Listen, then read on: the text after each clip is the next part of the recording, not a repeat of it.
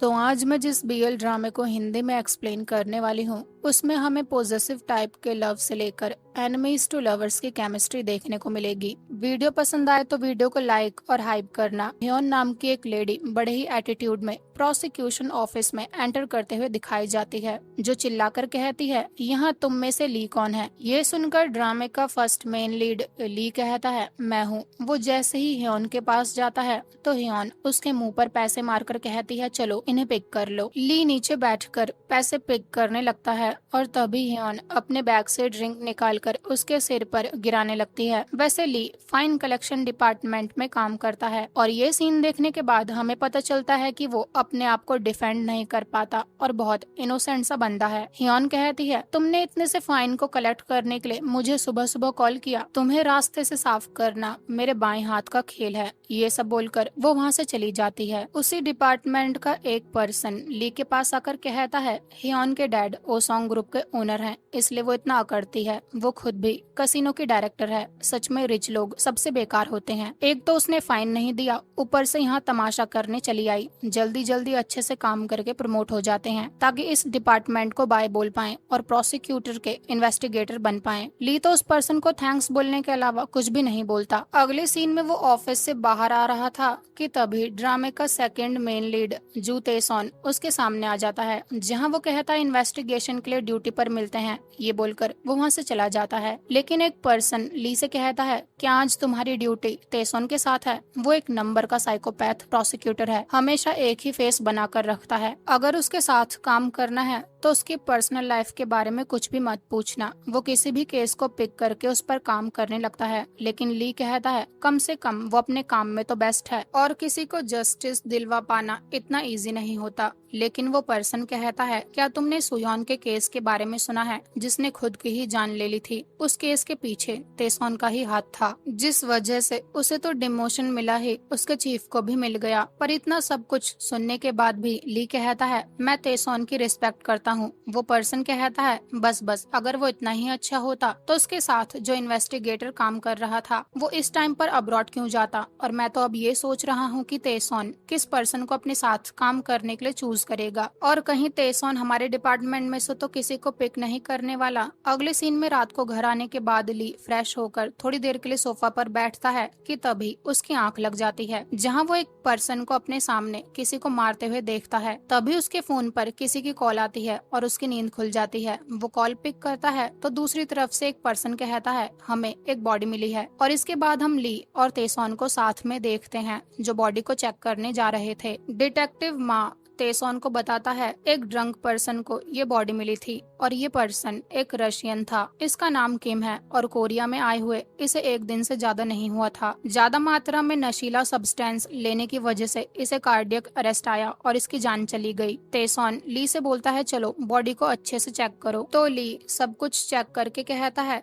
इसके माउथ में प्लास्टिक के बैग के टुकड़े मिले हैं और गले पर निडल का निशान है। ये सब सुनकर तेसॉन कहता है, ये तो मैं भी देख पा रहा हूँ। तुम्हें मैंने यहाँ डिटेल में सब कुछ बताने के लिए बुलाया है। जिस एरिया में किम की जान गई थी वहाँ एक भी सीसीटीवी नहीं था। ली कहता है, क्या पता ये रशिया से यहाँ नशीला सब्सटेंस सेल करने आया हो और यहाँ इसे किसी ने टपका दिया हो। पर तेसॉन कहता है, क्या तुम्हारे पास इस बात को प्रूव करने के लिए कोई एविडेंस है। नहीं ना, इसलिए तुक्के लगाना बंद करो और सच का पता लगाओ। तब तक वहाँ रिपोर्टर्स भी आ गए थे तो डिटेक्टिव माँ उन्हें जाने के लिए कहता है। वहाँ ली को एक पर्सन दिखाई देता है जो अपना फेस छुपाकर वहाँ से चला जाता है, पर ली इस बात को इग्नोर कर देता है क्योंकि तेसॉन उसे डिनर पर चलने के लिए बुला रहा था। डिनर करते टाइम तेसॉन ली से कहता है, बॉडी देखकर तुम्हें कुछ भी फील नहीं हुआ। क्या तुमने इससे पहले भी किसी को मरे हुए देखा है। ये सुनकर ली कहता है, जब मैं पुलिस में था तब मैंने इस तरह के केसेस को हैंडल किया था। तो तेसॉन बोलता है, फिर तुमने पुलिस की जॉब क्यों छोड़ दी। जिस पर ली कहता है,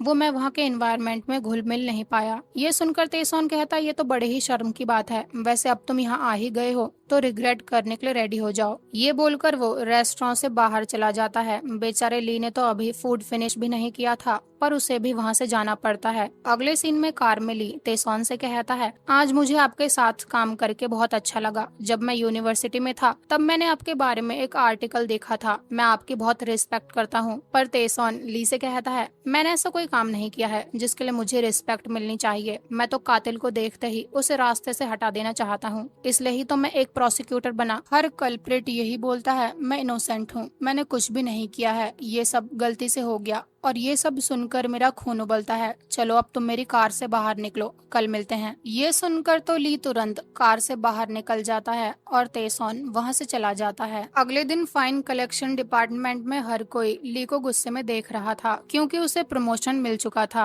और अब वो प्रोसिक्यूटर इन्वेस्टिगेटर बन चुका था। अभी उसे इस डिपार्टमेंट में आए हुए बस 2 महीने ही हुए थे। बस एक बार प्रोसिक्यूटर तेसोन के साथ काम करके उसे ये चांस मिल गया, जिस वजह से वहाँ बैठे एम्प्लॉयज की ली को देखकर जल रही थी। वहाँ खड़ा एक पर्सन ली से कहता है, क्या पता तुमने तेसोन को अपनी साइड करने के लिए कोई सीक्रेट तरीका यूज किया हो। ये सब जानने के बाद ली तेसोन से मिलने जाता है, जहाँ वो कहता है आपने ऐसा क्यों किया। तो तेसोन कहता है, इस पोस्ट को पाने के लिए कितने लोग मरते हैं पता भी है, तुम तो इसके काबिल भी नहीं हो। ये सुनकर ली कहता है, मुझे ये पोस्ट चाहिए भी नहीं। पर तेसोन बोलता है, तुमने ही तो बोला था तुम मेरी रिस्पेक्ट करते हो। क्या मैं जो मर्डर केस सॉल्व करता हूँ तुम उन्हें सॉल्व नहीं करना चाहते? क्या इसी वजह से तुम अनकंफर्टेबल हो? वैसे तुमसे ये सवाल पूछना बेकार है, क्योंकि मैं जानता हूँ तुम भी एक हत्यारे के ही बेटे हो। मैंने सही बोला ना? ये सुनकर ली को अपने पास्ट का ट्रॉमा याद आ जाता है कि कैसे बचपन से लेकर बड़े होने तक हर कोई उससे दूरी बनाकर रखता था। हर कोई उससे यही कहता था, तुम्हारे डैड ने कसिनो के बॉस कांग को मारा था और तुम ली गिलियोंग के बेटे हो। तुम्हारी बॉडी में भी उसका ही खून है और तुम भी उस जैसे ही हो। पर उसने इन सब बातों पर ध्यान न देते हुए अपने सिर को हमेशा ऊंचा रखा। तेसोन के मुंह से ये सब सुनकर ली कहता है, मैं अपने डैड की तरह नहीं हूँ। तो तेसोन कहता है, फिर तो तुम मेरे साथ काम करने के लिए रेडी होंगे। इसके बाद ली ऑफिस में शिफ्ट हो जाता है, जहां वो सोंग नाम के पर्सन और तेसोन के साथ काम करने वाला था। सोंग उससे कहता है, तुम्हें तेसोन से डरने की नीड नहीं है, वो अपने स्टाफ का अच्छे से ध्यान रखता है। बाहर जो उसके बारे में रूमर्स चल रहे हैं उसे भूल जाओ, पर एक बात हमेशा याद रखना, उससे कोई पर्सनल सवाल मत पूछना और रिपोर्ट लिखते टाइम कोई गलती मत करना। नेक्स्ट सीन में किम की ऑटोप्सी रिपोर्ट आ चुकी थी, जहाँ तेसोन कहता है वो कैसे कोरिया आया था, अब तक हमें इसका पता नहीं चल पाया है। जिस पर ली कहता है, अगर वो पहली बार कोरिया आया होता तो सीसीटीवी में कहीं तो कैप्चर होता, पर वो इस तरह कोरिया में एंटर हुआ है कि उसे पहले से ही यहाँ का हर रास्ता पता हो, कहाँ सीसीटीवी है और कहाँ नहीं। और मैंने आपसे पहले भी बोला था, वो यहाँ नशीला सब्सटेंस सेल करने आया था। उसके मुंह में जो प्लास्टिक बैग के टुकड़े मिले हैं, इस तरह का तरीका 80s में यूज होता था, जहाँ इंसान नशीले सब्सटेंस को पैकेट में डालकर निगल लेता है और वो उसके पेट में चला जाता है। क्या पता वो जिस पर्सन को ये सब सेल करने आया हो, उसने ही उसे कोरिया आने का ऐसा रास्ता बताया हो जिससे किम सीसीटीवी में कैप्चर ना हो। और जब वो पैकेट को अपने पेट से बाहर निकाल रहा हो, तब पैकेट उसके पेट में ही फट गया और अधिक मात्रा की वजह से वो चल बसा। पर अगर ऐसा होता तो उसके पास फोन होता, लेकिन हमें उसकी बॉडी के पास कोई फोन नहीं मिला। वो आगे कहता है, बॉडी के पास से हमें एक ग्लव भी मिला है। जिस दिन हमें बॉडी मिली थी उस दिन काफी बारिश हो रही थी। क्या पता वो ग्लव हत्यारे का हो और उससे गलती से नीचे गिर गया हो। ये सब सुनकर तेसोन कहता है, तुम कुछ ज्यादा ही बोल रहे हो। अगर केस इस तरह से चल रहा है तो जो निडल मार्क हमें किम के गले पर मिला था वो क्या था? ली अपने आप को डिफेंड कर पाता कि उससे पहले ही रूम के बाहर एक लेडी आकर रोने लगती है, जहाँ वो बोल रही थी, मेरा बेटा इनोसेंट है, उसने कुछ भी नहीं किया है। पर तेसोन सोंग से कहता है, इस लेडी को यहाँ से बाहर निकालो और ऐसे लोगों को ऑफिस में मत आने दिया करो। उसकी आंखों में एक अलग ही टाइप की नफरत दिखाई दे रही थी। तेसोन ली से कहता है, क्या तुम उस लेडी को देखकर पिघल गए? तुम्हें भी ऐसा ही लगा होगा जब तुम्हारे डैड को पुलिस ने पकड़ा था। तुम्हें पता है, जब हम किसी केस को सॉल्व करते हैं तो हमें सस्पेक्ट के खिलाफ रूथलेस होना चाहिए, इतना रूथलेस कि उसे ज्यादा से ज्यादा सजा मिले। और ये सारा काम मैं करता हूँ, तभी तो ये दुनिया अच्छी बन पाएगी। इतनी सीरियस बातें चल रही थी, पर सोंग को तो आज मजे करने थे। जहाँ वो तेसोन से कहता है, आज फ्राइडे भी है और ली ने भी आज ही हमें ज्वाइन किया है, उसकी वेलकम पार्टी तो बनती है। और इसके बाद हम उन तीनों को रेस्टोरेंट में डिनर खाते और ड्रिंक करते हुए देखते हैं। सोंग तो कुछ ड्रिंक्स में ही ड्रंक हो गया गया था, जहाँ वो ली से कहता है मुझे तुमसे मिलकर बहुत बहुत अच्छा लगा, और इसके बाद वो वहीं स्विच ऑफ हो जाता है। ली तेसोन से पूछता है क्या तुम मुझे पसंद नहीं करते हो, जिस पर तेसोन कहता है तो तुम चाहते हो मैं तुम्हें पसंद करूं। ये सुनकर ली कहता है मैं इन्वेस्टिगेटर हूँ, कम से कम तुम मुझे अपना सब ऑर्डिनेट होने के नाते अच्छे से ट्रीट तो कर ही सकते हो। पर तेसोन बोलता है मैं किसे कैसे ट्रीट करूंगा ये मैं डिसाइड करता हूँ। ली तो थोड़ी देर के लिए बाहर चला जाता है, पर जब वो वापस आता है तो तेसोन उससे पूछता है कहाँ गए थे। ली कहता है आइसक्रीम लेने, तो तेसोन कहता है इतनी ठंड में, तो अभी तुम अपने घर जाओ, मैं सॉन्ग को उसके घर छोड़कर ऑफिस जाऊंगा और उसके बाद तुम्हारे घर आऊंगा। इसके बाद तेसोन सॉन्ग के साथ कार में बैठ जाता है, पर उसने अपना एक ग्लव ली को दे दिया था ताकि ली को ठंड न लगे। नेक्स्ट सीन में ली अपने रूम में बैठकर आइसक्रीम खा रहा था ताकि वो सोबर हो पाए। तभी उसके रूम के डोर की बेल रिंग होती है। वो डोर ओपन करता है तो तेसोन कुछ सामान के साथ एंटर करता है, जहां वो ली से बोलता है मैंने दानिहोन सिटी में पिछले 10 साल से रहकर बहुत सारे केसेस कलेक्ट करे हैं और ये सब उनकी फाइल्स हैं। तुम्हारे पास 1 हफ्ता है इन सब की रिपोर्ट बनाने के लिए। ली बोलता है बस 1 हफ्ता, तो तेसोन कहता है क्यों, क्या तुम 1 हफ्ते में ये काम नहीं कर पाओगे। पर अब रिस्पेक्ट पर बात आ गई थी तो ली ये काम करने के लिए मान जाता है। पर वो कहता है तेसोन तुम मेरे साथ ये सब क्यों कर रहे हो। तो तेसोन कहता है तुमने ही तो बोला था तुम मेरी रिस्पेक्ट करते हो, तुम्हारी हिम्मत कैसे हुई ये सब बोलने की, तुम सिर्फ एक कातिल के बेटे हो। जहाँ वो ली के लिप्स पर बाइट कर लेता है, पर ली उसे पुश करके कहता है तुम मुझसे इतनी नफरत क्यों करते हो। जिस पर तेसोन कहता है नाटक करना बंद करो, मैं तुम्हारी लाइफ हेल बनाकर रख दूंगा और मैं जो चाहे तुम्हारे साथ करूंगा। ये सब बोलकर वो ली को किस करने लगता है, पर ली उसे फिर से पुश करके कहता है माना मेरे डैड ने गलत किया, लेकिन उनकी वजह से तुम मेरी रिस्पेक्ट ना करो ये गलत है। तो तेसोन कहता है अगर ऐसा ही है तो यहाँ से चले क्यों नहीं जाते। पर ली बोलता है मैं कहीं नहीं जाने वाला, क्योंकि मैंने कुछ गलत किया ही नहीं है। गिलियोंग का बेटा होने से पहले मैं ली हूँ और तुम्हारा इन्वेस्टिगेटर भी, और मैं ये जॉब करता रहूंगा। पर तेसोन कहता है रियली, देखते हैं फिर इस गेम में कौन पहले हारता है, और तुम अपनी बेकार की रिस्पेक्ट अपने पास ही रखो। तुम्हारे मुंह से ऐसे वर्ड सुनकर ही मुझे उल्टी आती है। अगले दिन तेसोन सुयोन नाम की लेडी की सिमेट्री पर जाता है, जहां वो पास्ट के एक फ्लैशबैक को याद करता है जब सुयोन ने उसे एक फाइल देकर कहा था ओसोंग ग्रुप कैसीनो होटल की बिडिंग का कांग के केस से कुछ कनेक्शन है। कांग की वजह से पहले भी ओसोंग ग्रुप वाले होटल की बिडिंग को हारे थे, लेकिन जैसे ही कांग टपक गया ओसोंग ग्रुप बिडिंग को जीत गया। ये सुनकर तेसोन ने बोला था कांग को तो उसके ही फ्रेंड गिलियोंग ने मारा था जो उसके लिए ड्राइवर का काम करता था। पर सुयोन ने बोला था गिलियोंग के बेटे ने एक डायरी सबमिट करवाकर टेस्टिफाई किया था जो उसके डैड के पास 1 मिलियन वॉन पाए गए थे, वो उसके डैड ने कांग से नहीं चुराए थे, बल्कि कांग ने खुद ही उसके डैड को वो बोनस के रूप में दिए थे। ये सुनकर तेसोन ने बोला था तुम उसके बेटे पर ट्रस्ट कर रही हो, वो एक हत्यारे का बेटा है। जिस पर सुयोन ने बोला था सोचो अगर वो झूठ ना बोल रहा हो तब क्या, गिलियोंग कांग को क्यों मारेगा। उसकी मंथली सैलरी 3 मिलियन वॉन थी, तो वो बस 1 मिलियन वॉन के लिए कांग को क्यों मारेगा। इस केस में कुछ तो है जो हमसे छूट गया है। हर कोई इस केस को जल्दी से जल्दी क्लोज करना चाहता है, पर मुझे ओसोंग ग्रुप पर शक है। तुम मेरी मदद करो, मुझे गिलियोंग और कांग दोनों के बेटों से मिलना है, क्योंकि जब ये सब कुछ हुआ था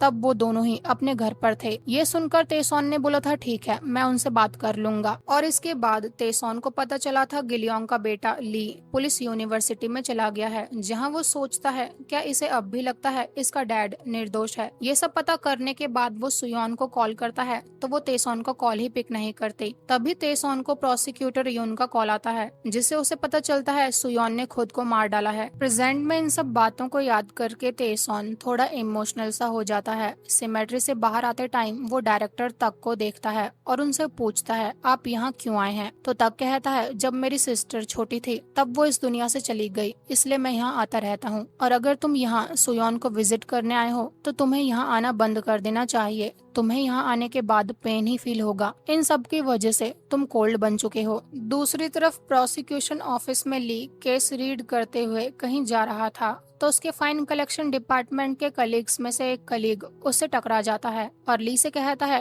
तुम्हें प्रमोशन क्या मिल गया, तुम तो ज्यादा उछल रहे हो। ली सॉरी बोलकर नीचे गिरे केस की फाइल को पिक करने लगता है, तो एक कलीग उसके हाथ के ऊपर पैर रखकर दिखावे का सॉरी बोलकर वहाँ से चला जाता है। तेसोन भी दूर खड़ा ये सब देख रहा था ऑफिस में आने के बाद वो सॉन्ग से कहता है ली आए तो उसे मेरे कैबिन में आने को कहना। नेक्स्ट सीन में तेसॉन ली से कहता है तुमने सारे केसेस की रिपोर्ट एक हफ्ते में बना ली, मैं इम्प्रेस हुआ, पर एक बात बताओ, तुम्हारे पास ऐसी क्या काबिलियत है जो मुझे और सीनियर इन्वेस्टिगेटर्स की जगह तुम्हें ये पोस्ट देनी चाहिए? उनकी जगह मैं तुम्हें क्यों चूज करूंगा? मैं वैसे भी तुम्हें तुम्हारे फाइन कलेक्शन डिपार्टमेंट में वापस भेजने वाला हूँ। पर ली कहता है जो केस तुमने मुझे दिए थे उनमें मुझे एक केस मिला है जो ग्रैनी पार्क का है, जिनका मर्डर ओसोंग अपार्टमेंट में 7 साल पहले हुआ था। वो 70 साल की ओल्ड लेडी थी और अपार्टमेंट में अकेले रहती थी और वो एक गायनोकोलॉजिस्ट थी। लेकिन जब तक पुलिस को बॉडी मिली तब तक उनकी बॉडी पूरी तरह सड़ चुकी थी। हत्यारे ने उनकी नेक पर पेचकस से अटैक किया था, तो मैंने भी सेम तरह का पेचकस बाय कर लिया जिसकी लेंथ 25 सेंटीमीटर है और थिकनेस 3 mm। लेकिन ऑटोप्सी रिपोर्ट के अनुसार उसका डायमीटर 5 mm का बताया गया है और यही रिपोर्ट में इशू है। ये सुनकर तेसोन कहता है तुम बोलना चाहते हो क्राइम सीन पर जो हमें पेचकस मिला है उससे हत्या नहीं हुई है? कातिल ओल्ड लेडी की बॉडी को वहाँ ऐसे ही छोड़कर क्यों नहीं चला गया? उसने बॉडी के पास एक न्यू वेपन क्यों रखा? जिस पर ली कहता है अगर वो वेपन लेकर चला जाता और वहाँ कोई नया वेपन नहीं रखता तो पुलिस वेपन को ढूंढने की कोशिश करती। ये सुनकर तेसोन कहता है अगर हत्यारा हथियार लेकर चला गया था तो क्या वो उसे अपने नए शिकार पर यूज करेगा? तुमने भी सुना ही होगा गिलियोंग ने कांग को पेचकस से ही मारा था। ये सब डिस्कशन चल ही रहा था कि तभी ली का अंकल कैबिन में आकर उसे अपने साथ बाहर ले जाता है। वो यहाँ ली को परेशान करने आया था, जहाँ वो कहता है क्या लोगों को यहाँ पता है तुम्हारे डैड एक कातिल थे? मैंने तुम्हें पाल कर तुम पर एहसान किया है तो तुम्हें अपनी अंतिम सांस तक मुझे रीपे करना होगा। इस लाइफ में कोई भी तुम्हें लाइक नहीं करेगा, तो मैं जो भी चाहूँ तुम्हारे साथ कर सकता हूँ। अंदर से ये सब कुछ तेसोन भी सुन रहा था, जहाँ उसे याद आता है ये सेम वर्ड्स उसने उस रात ली से कहे थे। तभी वहाँ सॉन्ग की एंट्री होती है जो ली के अंकल से पूछता है आप कौन है? तो ली का अंकल उससे बोलता है इसका ध्यान रखना। ये बोलकर वो वहाँ से चला जाता है। सॉन्ग ली से कुछ पूछता उससे पहले ही वहाँ की लैंडलाइन पर डिटेक्टिव माँ का कॉल आता है। सॉन्ग कॉल पिक करता है तो माँ कहता है तुम चाहते हो हम वीडियो एविडेंस सबमिट करें? क्या तुम पुलिस पर शक कर रहे हो? सॉन्ग केस की पूरी डिटेल्स ली को बताकर उसे फोन दे देता है। तो ली डिटेक्टिव माँ से कहता है मुझे बस वेरीफाई करना है, क्या जब तुमने हेयन का ब्रेथ टेस्ट किया था क्या तुमने कोई गलती करी थी? अगर ऐसा है तो मुझे प्रोसिक्यूटर को ये बात बतानी पड़ेगी। पर डिटेक्टिव माँ ली पर चिल्लाने लगता है। अपने कैबिन से तेसोन भी ये सब कुछ सुन रहा था, तो वो बाहर आकर ली से फोन लेकर डिटेक्टिव माँ से कहता है जो मेरे स्टाफ ने तुमसे एविडेंस मांगा है क्या वो कुछ ज्यादा हो गया है? ये सुनकर तो डिटेक्टिव माँ की अक्ल ठिकाने आ जाती है, जहाँ वो बोलता है मैं मानता हूँ हमसे मिस्टेक हुई है, पर अगर आप वीडियो मांगोगे तो ये ज्यादा हो जाएगा। तेसोन कहता है तुम केस को बिना किसी एविडेंस दिए जल्दी से जल्दी क्लोज करना चाहते हो, ऊपर से तुमने मेरे स्टाफ से इतनी बदतमीजी से बात करी, ना ही तुमने माफी मांगी और ना ही तुम अपने काम को ठीक से कर रहे हो। क्या तुम ये सब हियन के साथ अच्छे कनेक्शन बनाने के लिए करना चाहते हो? तुमने उसका ब्रेथ टेस्ट कहाँ करवाया था? ये सुनकर डिटेक्टिव माँ कहता है पुलिस स्टेशन में। पर ली बोलता है ब्रेथ टेस्ट सिर्फ एक बार हुआ था और ब्लड टेस्ट 2 दिन बाद करवाया गया था और बाद में पता चला हियन का अल्कोहल लेवल 0 था। ये सुनकर तेसोन डिटेक्टिव माँ पर गुस्सा करके कहता है तुम्हें क्या लगता है 2 दिन बाद ब्लड टेस्ट करवाने से पता चल जाएगा कि उसने ड्रिंक करी थी या नहीं? मुझे अभी इसी वक्त सारे एविडेंस दो, ली तुम्हें रिपोर्ट भेज देगा और तुम्हें उससे माफी मांगनी होगी। रात को उनके पास सीसीटीवी फुटेज सेंड कर दी जाती है जिसमें हियन पुलिस स्टेशन में डेस्क के ऊपर नाच रही थी। ये सब देखकर तेसोन कहता है इसने नशीला सब्सटेंस लिया है। सॉन्ग जल्दी से पुलिस स्टेशन जाओ और जो ब्लड सैंपल उनके पास है उसे फॉरेंसिक वालों को सेंड कर दो। ये सुनकर ली तेसोन से कहता है क्या ये बात पुलिस वालों को नहीं पता होगी? तो सॉन्ग बोलता है पुलिस वाले कसिनो और ओसोंग ग्रुप से ब्राइब लेते हैं। तेसोन उन दोनों से कहता है इस बार हम हेयन के केस को बिना किसी इशू के क्लोज कर देंगे, लेकिन सॉन्ग जब तुम ब्लड सैंपल लेकर जाओगे उससे पहले मैं फॉरेंसिक वालों से बात कर लूंगा। हमें ये काम छुप कर करना है, इसलिए सेफ रहना। सॉन्ग अपने काम पर चला जाता है, पर ली तेसोन से बोलता है ये गलत है। अगर हेयन के ब्लड सैंपल में हमें वही नशीला सब्सटेंस मिला जो किम यहाँ सेल करने आया था तो ये दोनों केस रिलेटेड हैं। पर तेसॉन बोलता है प्रोसिक्यूटर कौन है, मैं या तुम? और हमारे बीच तो बात हो चुकी है, तुम फाइन कलेक्शन डिपार्टमेंट में वापस जाने वाले हो। पर ली बोलता है मुझे एक चांस दे दो। ये सुनकर तेसॉन कहता है ठीक है, मेरे पास एक केस है जो क्लोज हो चुका है, हत्यारा पकड़ा जा चुका है, पर ट्रायल का रिजल्ट आने से पहले ही उसने प्रिजन में अपने आप को भगवान के हवाले कर दिया। सारे सबूत उसके खिलाफ थे, लेकिन वो मानना ही नहीं चाहता था कि वो कातिल है। मैं तो ये सोच रहा हूँ क्या उसका बेटा सच में ये सोचता है उसका डैड इनोसेंट था। ये केस कसिनो ओनर कांग का है जिसे तुम्हारे डैड ने टपकाया था। कांग और हेयोन दोनों ही हाई स्कूल क्लासमेट्स थे और तुम इस केस को री इन्वेस्टिगेट करोगे। अब हमें इस केस का एक फ्लैशबैक दिखाया जाता है। 2001 में कांग काफी ड्रंक होकर अपने घर आता है जिसे गिलियोंग लेकर आ रहा था। घर में कांग का बेटा अपने रूम में सो रहा था, पर जब वो सुबह उठता है तब तक उसके डैड ऊपर जा चुके थे। वो डर डर के पुलिस को कॉल करता है। वो अपने डैड के कातिल गिलियोंग को किसी भी तरह प्रिजन से बाहर नहीं आने देना चाहता था,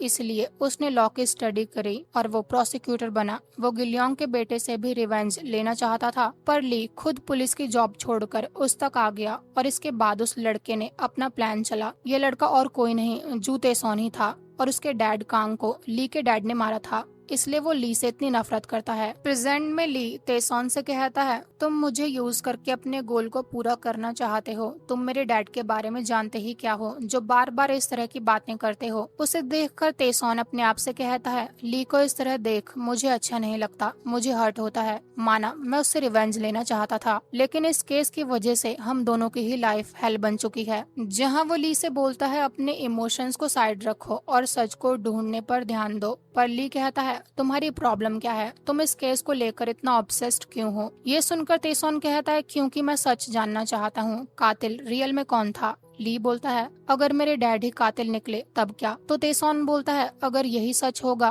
तो तुम मूव ऑन कर पाओगे और तुम श्योर हो जाओगे कि तुम्हारे डैड गलत थे। इसलिए साथ मिलकर इस केस को इन्वेस्टिगेट करते हैं। हमें किसी भी तरह इस केस के सच को बाहर लाना होगा। तुम भी सबको यही प्रूव करना चाहते हो कि तुम अपने डैड से अलग हो। अब रोना बंद करो और घर जाओ। अगले दिन जब ली ऑफिस आता है तब तक तेसॉन ऑफिस नहीं आया था। ली उसके कैबिन में उसकी चीजों को चेक कर रहा था। तेसॉन जब अपने कैबिन में ली को देखता है तो उससे बोलता है जो तुमने थंब में पहना है वो मेरी चीज है। ये सुनकर ली कहता है ओ मुझे लगा अगर मैं भी इसे पहनूंगा तो क्या पता मैं तुम्हारी तरह कैपेबल बन पाऊं। बेचारा अपनी एम्बेरसमेंट को छुपाने के लिए पता नहीं क्या क्या बोल रहा था। तो तेसॉन बोलता है अगर तुम्हें ये इतना ही पसंद आ चुका है तो लो मैं तुम्हें न्यू वाला देता हूँ। आज फिर से एक नया पर्सन टपक चुका था तो वो दोनों क्राइम सीन पर जाते हैं जहाँ वो देखते हैं जिसको ऊपर भेजा गया था उस आदमी की एक वाइफ और एक छोटा बच्चा है। तेसॉन ली से कहता है जिसे ऊपर भेजा गया है उसका नाम डोंगजिन है और उसकी वाइफ हान सुजिन अपने बेटे के साथ रूम में सो रही थी। तब उसे कुछ जलने की स्मेल आई और उसने अपने हस्बैंड को मास्टर बेडरूम में मरा हुआ पाया। वो नूडल्स बनाने के लिए पानी उबाल रहा था लेकिन उसकी आंख लग गई। जब वो दोनों डोंगजिन की बॉडी को चेक करते हैं तो उन्हें पता चलता है कि उसे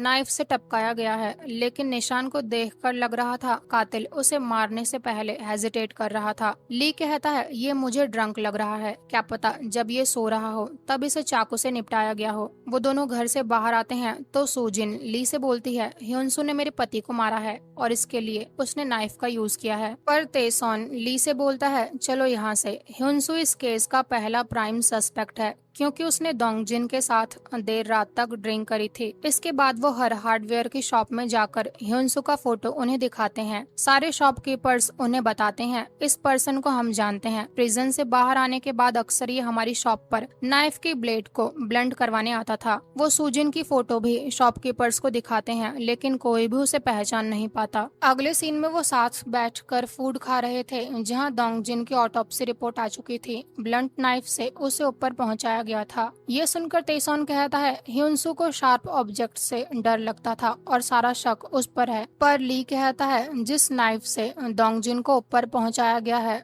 उस पर ह्युनसू का ब्लड जरूर मिला है, पर मुझे सुजिन पर शक है। डोंगजिन की बॉडी हम चेक कर रहे थे, तब उसने ब्लैंकेट ओढ़ा हुआ था, तो आग से बचने के लिए घर से बाहर भागते टाइम क्या सुजिन के पास इतना टाइम होगा कि वो अपने पति को चेक कर पाए कि उसे नाइफ से मारा गया है? क्योंकि उसने आज सुबह ही मुझसे बोला था कि उसके पति को नाइफ से टपकाया गया है, और जब मैंने ह्युनसू से बात करी थी तब उसने बोला था डोंगजिन एक हफ्ते पहले उसके घर अपनी वाइफ और बच्चे के साथ एक वाटरमेलन लेकर गया था। ये सुनकर तेसॉन बोलता है, तुम ये बोलना चाहते हो उस टाइम सुजिन ने ह्युनसू के घर से उसका चाकू चुराया और उसके बाद अपने हस्बैंड को टपका दिया? तो ली कहता है, ऐसा नहीं है। क्या तुम्हें ग्रैनी पार्क का केस याद है जिसमें उन्हें पेचकस यूज करके भगवान के पास पहुंचाया गया था? हत्यारे ने उन्हें रास्ते से साफ करने के बाद वेपन को चेंज कर दिया था। ये सुनकर तेसॉन बोलता है, तुम ये बोल रहे हो डोंगजिन को किसी और नाइफ से टपकाया गया है, और जब सुजिन ह्युनसू के घर गई थी तब वाटरमेलन कट करते टाइम ह्युनसू के हाथ पर कट लग गया था, तो सुजिन ने ह्युनसू की मदद करने का नाटक किया और उसके बाद उस नाइफ को चुरा लिया जिस पर उसका ब्लड लगा था, और अपने नाइफ से अपने ही हस्बैंड को टपकाकर बॉडी के सामने सेम ही टाइप का ह्युनसू का नाइफ रख दिया।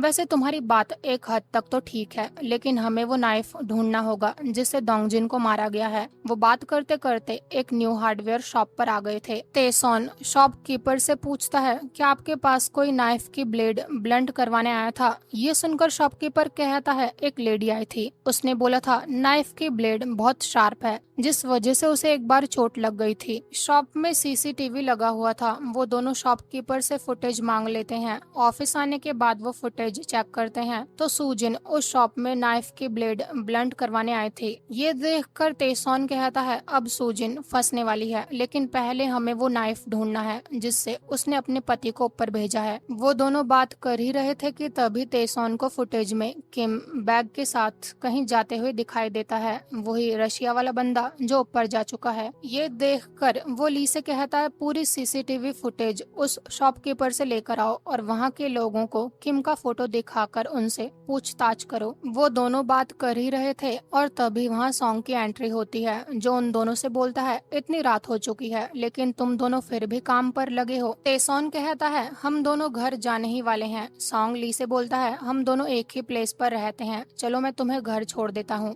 लेकिन तेसॉन कहता है, ली मेरे साथ घर जाने वाला है, हमें भूख लगी है, तुम अपने घर जाओ। सॉन्ग के वहाँ से जाने के बाद तेसॉन ली से बोलता है, यहाँ मुझे छोड़कर किसी पर भी ट्रस्ट मत करना। अगले सीन में हम उन दोनों को ड्रिंक करते हुए देखते हैं। ली का पैर बार बार तेसॉन पर टच हो रहा था क्योंकि वहाँ जगह कम थी और कस्टमर्स आ जा रहे थे। ये सब देखकर तेसॉन बोलता है, तुम बार बार अपने पैर को मुझसे दूर करोगे तो मैं बार बार नोटिस करूंगा। वो फूड आने से पहले ही ली को खाली पेट बहुत ज्यादा ड्रिंक करवा देता है। जब तक फूड आता है ली हद से ज्यादा ड्रंक हो चुका था। ली बोलता है, अब मैं और नहीं पी सकता, पर तेसॉन बोलता है, तुम्हें ड्रिंक करना पड़ेगा, ये मेरा ऑर्डर है। वो ड्रंक ली से बोलता है, तुम्हारी मॉम बहुत पहले ही इस दुनिया से चली गई थी, तो क्या तुम अब तक अपने अंकल के साथ रहते थे? ये सुनकर ली बोलता है, तुमने मेरा बैकग्राउंड चेक करवाया है, ये तो गलत है। अब तुम मेरे हाथ से मेरा कैरेट चुरा कर खा रहे हो। माना मैं अपने अंकल के साथ रहता था, पर उनसे बचने के लिए मैंने पुलिस यूनिवर्सिटी में एडमिशन ले लिया था।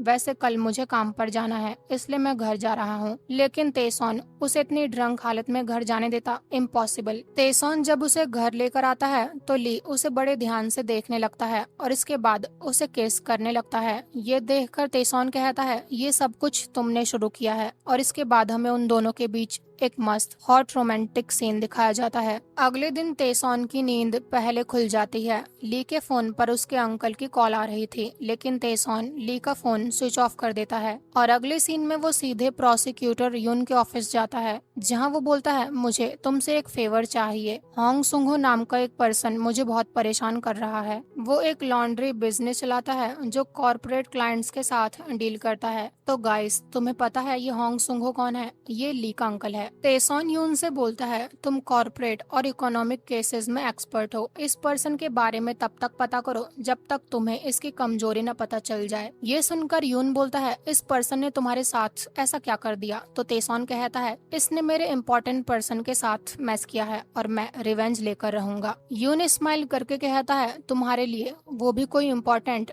कौन है ये पर्सन? पर तेसोन कहता है ज्यादा सवाल मत पूछो, तुम मुझ पर फेवर करोगे तो मैं इस फेवर को रिटर्न करूंगा। पर यून फिर भी उससे पूछता है कौन है ये पर्सन जिसे तुम प्रोटेक्ट करना चाहते हो, लेकिन तेसोन को ली की कॉल आ जाती है और वो वहाँ से खिसक लेता है। ली तेसोन से पूछता है कहाँ हो तुम? ये सुनकर तेसोन बोलता है क्या मैं तुम्हें अब हर चीज की इन्फॉर्मेशन दूं? कहाँ हूँ, क्या कर रहा हूँ, किसके साथ हूँ? मुझे कॉल करने की जगह तुम्हें काम पर नहीं जाना चाहिए। ली कहता है वो मेरा फोन स्विच ऑफ था इसलिए मैं लेट से उठा। पर तेसोन कहता है आज के लिए तुम रेस्ट करो, ऑफिस मत आना और सीधे क्राइम सीन पर पहुंचो। ली जब अपने बिखरे हुए कपड़े फ्लोर पर देखता है तो उसे कल रात उसने क्या क्या गुल खिलाए थे सब कुछ याद आ जाता है। क्राइम सीन पर पहुंचने के बाद उसे वहाँ सॉन्ग मिलता है। ली उससे पूछता है सुजिन ने अपने ही पति को क्यों मारा होगा, क्या तुम्हें कोई आइडिया है? ये सुनकर सॉन्ग कहता है पहला वो चीट कर रहा होगा और दूसरा इंश्योरेंस मनी के लिए। सुजिन का एक छोटा बच्चा है तो मैं श्योर हूँ कि वो इंश्योरेंस मनी के लिए ऐसा कर रही होगी। चलो इंश्योरेंस सर्टिफिकेट को ढूंढते हैं। ली और सॉन्ग दोनों काम पर लग जाते हैं। सुजिन का बेटा वहाँ अपनी टॉय कार लेने आता है तो ली उससे कहता है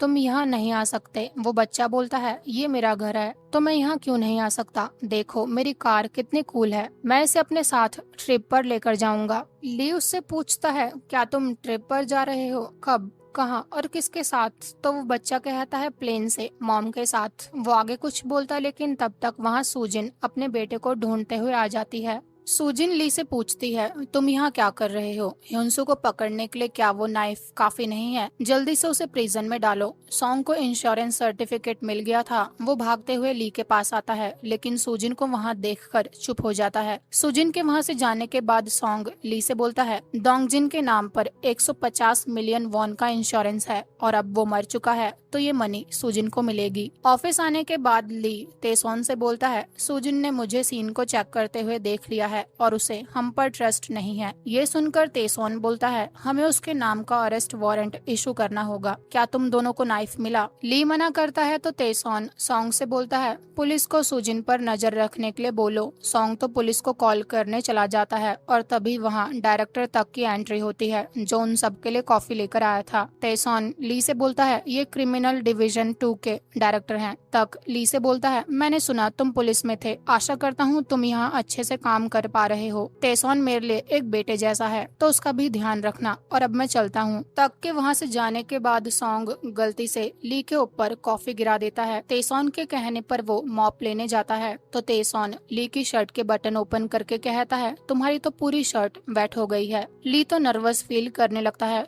तेसोन उससे कहता है अब तुम क्या करोगे? ये सुनकर ली कहता है वो कल रात में ड्रंक था तो मुझसे मिस्टेक हो गई। जिस पर तेसोन कहता है तुम किस बारे में बात कर रहे हो? मैं गिलियोंग के केस के बारे में बात कर रहा हूँ। उस केस को मेरे साथ मिलकर इन्वेस्टिगेट करने के लिए क्या तुम रेडी हो या नहीं? तुमने मुझे अभी तक आंसर नहीं दिया है। ली कहता है मैं रेडी हूँ। पर तेसोन बोलता है मिस्टेक? क्या तुम कल रात की बात कर रहे हो? क्या तुम ड्रंक होने के बाद ऐसे ही किसी को भी किस करते फिरते हो? ली अपने आप को डिफेंड करके कहता है ऐसी बात नहीं है। तो तेसोन बोलता है मान लेते हैं तुमने मिस्टेक कर दी है पर मैंने कोई मिस्टेक नहीं करी है। तुम सिर्फ मेरे फन पार्टनर हो। ये मत सोचना मुझे तुमसे प्यार है या फिर कभी भी होने वाला है। तब तक सॉन्ग भी वहाँ मॉप लेकर आ गया था तो तेसोन ली से बोलता है जाओ मेरे कैबिन में एक एक्स्ट्रा शर्ट रखी है उसे पहन लो। अगले सीन में तेसोन ली से बोलता है पुलिस जल्द ही सुजिन को पकड़ लेगी। हार्डवेयर शॉप के आसपास चेक करो और लोगों को पूछो किम क्या वहाँ किसी भी प्लेस पर रुका था और इस फाइल में कांग के केस से रिलेटेड सारी डिटेल्स हैं तो मैं देखना चाहता हूँ तुम इस केस को कैसे हैंडल करते हो। ली के फोन पर सुजिन से रिलेटेड एक कॉल आती है और इसके बाद हम उन दोनों को एक प्लेस पर साथ जाते हुए देखते हैं। ली कहता है क्या सुजिन ने इसी प्लेस पर असली वेपन को छुपाया है? ये सुनकर तेसोन कहता है ऐसा ही लगता है। वो दोनों एक प्लेस पर बैठकर सुजिन का वेट कर रहे थे। ली तेसोन से जितना दूर होता तेसोन उतना ही उसके क्लोज आता। इस हलचल की वजह से ऊपर रखा एक बॉक्स ली के ऊपर गिरने वाला था लेकिन तेसोन उसे बचा लेता है। जहाँ वो ली से कहता है मैंने बोला था सेफ रहना, पर ली कहता है मैं तो तुम्हारा फन पार्टनर हूँ ना, तुम्हें मेरी इतनी चिंता क्यों हो रही है? पर तेसोन कहता है तुम्हें इस तरह देख मेरा दोबारा से फन करने का मन कर रहा है। तभी बाहर सुजिन टॉर्च जलाते हुए वहाँ आती है। वो मिट्टी में दबा हुआ नाइफ निकालकर अपने आप को हर्ट करने वाली थी लेकिन तभी वहाँ ली और तेसोन उसे रोकने आ जाते हैं। सुजिन तेसोन पर अटैक करती है और उसे इस तरह देख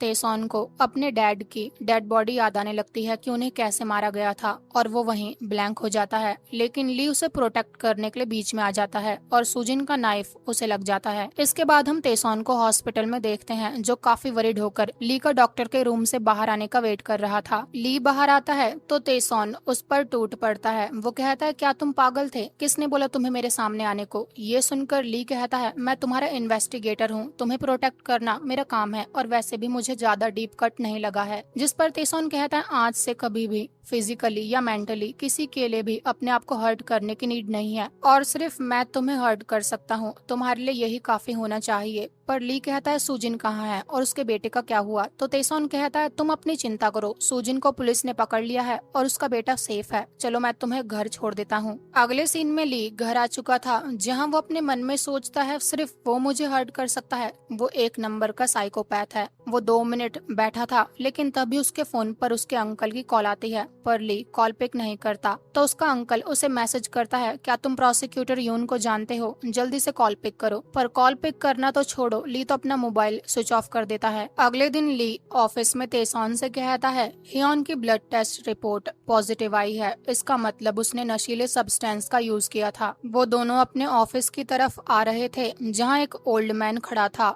वो उन दोनों से बोलता है, मैं हत्यारा हूँ, मैंने किसी को भगवान के पास भेज दिया है, इसलिए सरेंडर करने आया हूँ। पर अगले सीन में ली तेसॉन से बोलता है, ये कैसे हो सकता है? जब हम हियोन के बारे में इन्वेस्टिगेट कर रहे हैं, तब कातिल अचानक से आकर सरेंडर कैसे कर सकता है? ये सुनकर तेसॉन कहता है, हम किम के केस को इन्वेस्टिगेट कर रहे हैं और हियोन भी नशीले सब्सटेंस का यूज करती है, शायद उसने ही ये प्लान बनाया है, चलो मोटेल चलें। पर ली ब्लश करते हुए कहता है, अभी तो रात भी नहीं हुई है, ये सब चीजें रात को की जाती हैं, समझ रहे हो गाइस उसके दिमाग में क्या खिचड़ी पक रही है। तेसॉन मोटेल के रिसेप्शन पर जाता है तो आदमी उन दोनों को पैनी नजरों से देखने लगता है। पर तेसॉन उसे अपना कार्ड दिखाकर कहता है, मैं प्रोसिक्यूटर हूँ, क्या तुम इस पर्सन को जानते हो? किम का फोटो देखकर वो आदमी कहता है, हाँ, ये 1 महीने पहले इसी मोटेल में रुका था, इसके पास रशियन पासपोर्ट था, ये ऑलमोस्ट कोरियन ही लगता है, और रूम नंबर 603 में रुका था। इसने रूम में चेक इन किया, कुछ देर रुका, उसके बाद बाहर चला गया और फिर कभी नहीं लौटा। ये तो मुझे रूम की तक देकर नहीं गया। ये सुनकर तेसॉन कहता है, क्या हम उस रूम को चेक कर सकते हैं जहाँ ये रुका था? आदमी हाँ बोलकर उन्हें रूम की दे देता है। तेसॉन ली से बोलता है, किम ने रूम इसलिए लिया होगा क्योंकि यहाँ से कसीनो साफ साफ नजर आता है। तो ली कहता है, फिर वो थोड़ी टाइम के लिए ही यहाँ क्यों रुका? तभी उनके बगल वाले रूम से रोमांस करने की आवाज उनके रूम तक आने लगती है। तो तेसॉन बोलता है, अब तुम्हें पता चल गया होगा वो यहाँ कुछ टाइम के लिए क्यों रुका। पर ली तो नेक्स्ट लेवल की एम्बेरसमेंट फेस कर रहा था। रूम चेक करते हुए ली को ऊपर वाली स्लिप पर कुछ मिलता है। वो चेयर पर खड़ा होकर सामान निकालने की कोशिश करता है, लेकिन सामान के साथ खुद भी स्लिप हो जाता है और सीधे तेसॉन की बाहों में अपने आप को पाता है। उन दोनों ने रूम में सब कुछ रिकॉर्ड कर लिया था और वहाँ उन्हें नशीले सब्सटेंस का काफी बड़ा पैकेट मिला था। तेसॉन ली से बोलता है, कल हम फोरेंसिक डिपार्टमेंट जाएंगे और हियोन के ब्लड में जो नशीला सब्सटेंस पाया गया है उसे इस चीज से मैच करवाएंगे। हमें अरेस्ट वारंट इशू करना होगा ताकि हम उसे जल्दी से पकड़ पाएं। ये सुनकर ली कहता है, क्या सुपरवाइजर हमें ऐसा करने देंगे? तो तेसॉन कहता है, हम उसे जितने भी टाइम के लिए अरेस्ट कर पाएं, कम से कम उससे कुछ तो इन्फॉर्मेशन मिलेगी।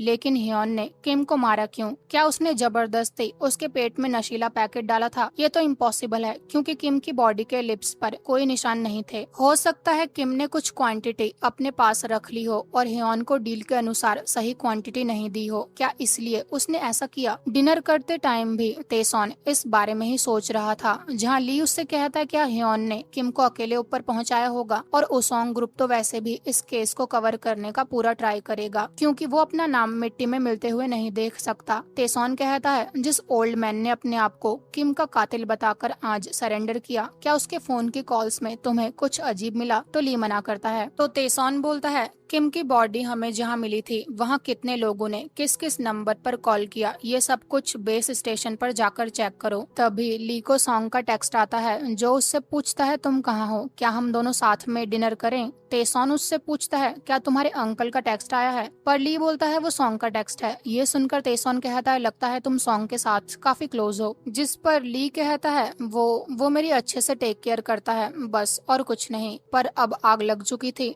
तो ली भी बेचारा क्या करता। अगले दिन जब ली ऑफिस आता है तो उसका अंकल वहाँ उसका वेट कर रहा था, जहाँ वो कहता है वेस्टर्न डिस्ट्रिक्ट ऑफिस वाले मुझे सडनली क्यों इन्वेस्टिगेट करने लगे। वो बोल रहे हैं मेरी शॉप पर मैं ब्राइबरी और एम्बेजलमेंट का काम करता हूँ। अगर मैंने एक गलत मूव चला तो मेरी कंपनी पूरी तरह डूब जाएगी। प्लीज मेरी हेल्प कर दो। तुम जिस प्रोसिक्यूटर के साथ काम करते हो उसका क्या नाम है? ली कुछ कहता, पर तभी वहाँ तेसॉन की एंट्री होती है। ली का अंकल तेसॉन से पूछता है क्या तुम्हारा नाम युन है? पर तेसॉन बड़े ही शरीफ बनकर उसे अपना नाम बताता है। ली का अंकल उससे कहता है तुम ऐसा करो, प्रोसिक्यूटर युन के पास जाओ और मेरे बारे में अच्छी अच्छी बातें बोलो, यानी कि मेरी सिफारिश कर दो, नहीं तो मेरी कंपनी डूब जाएगी। पर ली कहता है क्या आपने कुछ गलत किया है? ये सुनकर तो उसका अंकल उसे हिट करने वाला था, लेकिन तेसॉन इतनी जोर से उसके अंकल का हाथ प्रेस करता है। तेसॉन कहता है मेरा इन्वेस्टिगेटर बिजी है, तुमसे मिलकर अच्छा लगा। नेक्स्ट सीन में ली सॉन्ग से पूछता है क्या तुम प्रोसिक्यूटर यून को जानते हो? ये सुनकर सॉन्ग कहता है हाँ। तो ली बोलता है क्या तेसॉन यून के क्लोज है? तो सॉन्ग कहता है यून और सोयोन दोनों ही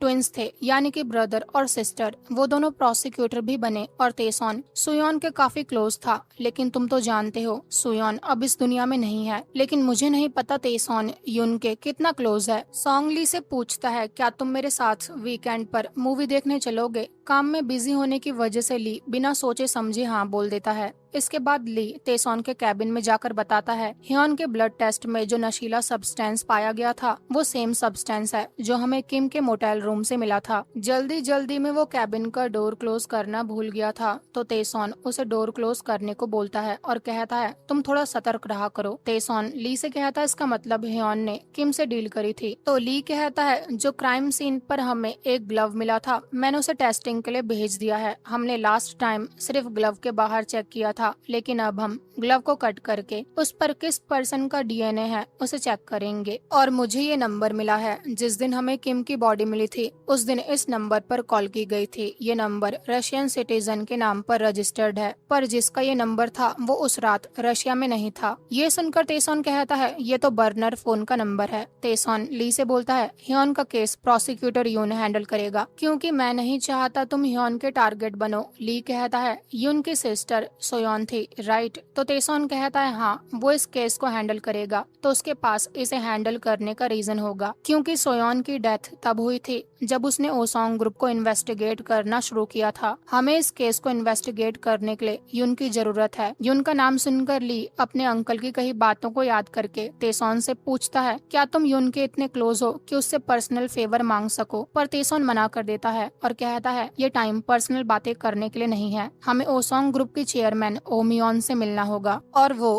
ह्योन की ओल्डर सिस्टर है। मैं यून से मिलने जा रहा हूँ, आधे घंटे में पार्किंग लॉट में मिलते हैं। नेक्स्ट सीन में यून तेसॉन से बोलता है तुम ह्योन के लिए अरेस्ट वारंट इशू कर रहे हो और तुम्हें मेरी हेल्प चाहिए। ये सुनकर तेसॉन कहता है हाँ, उसके ऊपर एक बॉडी को ठिकाने लगाने का शक है और वो नशीले सब्सटेंस का भी यूज करती है। ये सारे एविडेंस हैं, सब कुछ तुम इन्वेस्टिगेट करोगे और ह्योन को मैं इंटेरोगेट करूंगा। यून कहता है तुम मुझे इतना सब कुछ फ्री में क्यों दे रहे हो? तो तेसॉन कहता है पिछली बार तुमने मेरी मदद करी थी, मैंने ये सब देखकर तुम्हारा फेवर लौटा दिया है। सुयोन के साथ जो कुछ भी हुआ मैं उसके लिए रिवेंज लेना चाहता हूँ और ह्योन ने किम से बात करने के लिए बर्नर फोन का यूज किया था, इसलिए हमारे पास नंबर के अलावा कोई एविडेंस नहीं है। हमें बेस स्टेशन से पता चला है जिस दिन किम की बॉडी मिली थी उस दिन एक नंबर पर कॉल किया गया था जो रशियन नंबर था। ये सब सुनकर यून कहता है सोचो अगर प्रिजन में वो चली भी जाए तब भी उसे ज्यादा सजा नहीं मिलेगी। तेसॉन उससे कहता है वो और केसेस से भी जुड़ी हुई है। यून उससे पूछता है कौन से, लेकिन तभी वहाँ डायरेक्टर तक की एंट्री होती है। यून तो तुरंत सारे एविडेंस छुपा लेता है। तक कहता है मैं तो तेसॉन को ढूंढ रहा था, मैं श्योर था वो यहीं आया होगा। ये सुनकर तेसॉन बोलता है अभी तो पिछले हफ्ते ही आपने मुझे विजिट किया था। तक डेस्क पर रखी फाइल्स को देखकर कहता है क्या तुम दोनों कुछ इन्वेस्टिगेट कर रहे हो? ये सुनकर तेसॉन कहता है हम ह्योन को इन्वेस्टिगेट कर रहे हैं, ऐसा लगता है वो किम के केस से जुड़ी है और वो जो नशीला सब्सटेंस लेती है वो सेम है जो किम के पास था। ये सुनकर तक कहता है ऐसा भी हो सकता है ह्योन ने किम से वो बाय ना किया हो, वो किसी और के हाथों से उस तक आ गया। ये मत सोचना अगर ह्योन को ओसोंग ग्रुप ने बाहर फेंक दिया है तो वो उनकी फैमिली नहीं है। तुम दोनों ठीक से काम करना, क्योंकि अगर तुम्हें उसके खिलाफ कुछ नहीं मिला तो सब हमें क्रिटिसाइज करेंगे, इसलिए इमोशंस में बहकर कुछ मत करना, प्रोसिक्यूटर की तरह सोचना। मैं नहीं चाहता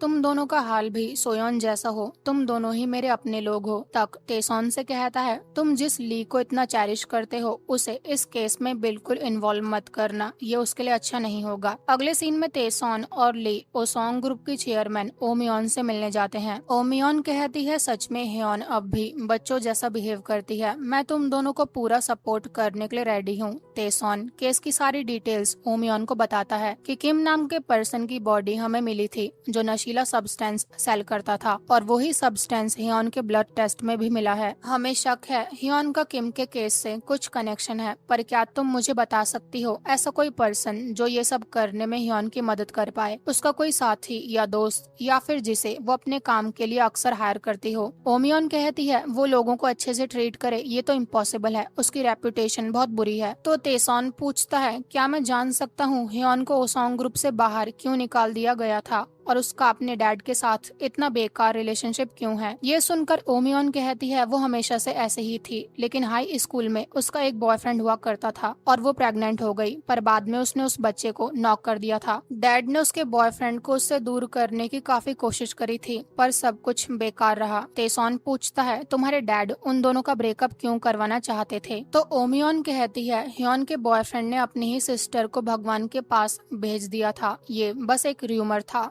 क्योंकि उस लड़के के खिलाफ कोई सबूत नहीं मिला। पर मेरे डैड ने ये सब सुनने के बाद हियोन को उस लड़के के साथ सब कुछ खत्म करने के लिए बोल दिया था, और इसके बाद उन्होंने उस लड़के को अब्रॉड भेज दिया। हियोन को जब इस बात का पता चला तो वो पूरी तरह क्रेजी हो गई थी और उसने डैड पर नाइफ से वार किया था। मैं मान सकती हूँ वो किसी को भी ऊपर भेज सकती है, उसे गुस्सा बहुत आता है। डैड ने अपनी विल में लिखा था, अगर वो उस लड़के से दूर नहीं रहेगी तो उसे प्रॉपर्टी का एक पैसा नहीं मिलेगा, और इसके बाद हियोन ने और उस लड़के ने अपनी अपनी अलग फैमिली बसा ली को उसी टाइम फॉरेंसिक डिपार्टमेंट से कॉल आता है, तो वो कॉल पिक करने दूर जाता है, जिससे उसे पता चलता है हियोन का डीएनए ग्लव पर नहीं मिल पाया। तेसोन ओमियोन से पूछता है, हियोन जिस लड़के से लव करती थी उस लड़के का क्या नाम था। तो ओमियोन स्माइल करके कहती है, तुम उस आदमी के साथ काम करते हो, उसका नाम तक है। इधर फोन पर ली को पता चलता है डीएनए जिस नाम से मैच हो रहा है उसका सरनेम तक है। तेसोन और ली दोनों ही शॉक होकर एक दूसरे की तरफ देखते हैं। अगले सीन में कार में ली कहता है, क्या तक ने हियोन के लिए किम को मारा होगा, पर तेसोन कहता है, नहीं, मुझे नहीं लगता। उन्हें लगा होगा किम के पेट में नशीले सब्सटेंस का बैग फटने की वजह से वो ऊपर जा चुका है और उन्होंने बस बॉडी को ठिकाने लगाया होगा। ली कहता है, मान लेते हैं तक ने हियोन की मदद करी है, पर वो ऐसा क्यों करेगा। तेसोन कहता है, ओमियोन ने बोला तो था वो दोनों एक दूसरे से लव करते थे। लव किसी भी इंसान को ब्लाइंड बना देता है, जब इंसान लव में होता है उसका दिमाग काम नहीं करता। इसके बाद वो दोनों डायरेक्टर तक से मिलने उसके ऑफिस जाते हैं। ली तेसोन के पीछे खड़ा था तो तक उसे नहीं देख पाता।